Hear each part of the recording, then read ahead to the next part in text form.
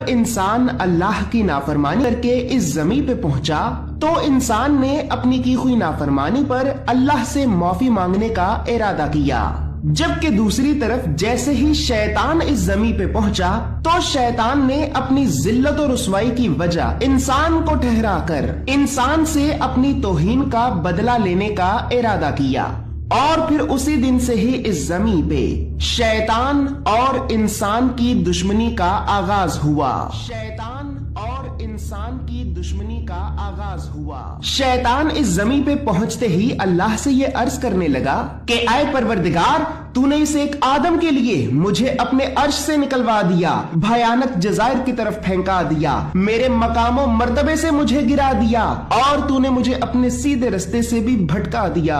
اے پروردگار، میں نے لاکھوں سال تیری عبادت کی، تجھے ہزاروں سجدے کیے، کیا تو مجھے میری اس عبادت کا کوئی صلہ نہیں دے گا؟ تو پروردگار نے کہا کہ اے شیطان، مانگ، کیا چاہتا ہے؟ تو شیطان نے کہا اے پروردگار، جس طرح سے تو نے مجھے اپنے عرش سے نکلوایا ہے، میں آدم کی اولاد کو جنت سے نکلوانا چاہتا ہوں۔ جس طرح سے تو نے مجھے بھیانک جزائر کی طرف پھینکایا ہے، میں آدم کی اولاد کو جہنم کی وادیوں میں پھینکانا چاہتا ہوں۔ جس طرح سے تو نے مجھے میرے مقام و مرتبے سے گرایا ہے، میں آدم کی اولاد کو تیرے دیے ہوئے اشرف المخلوقات کے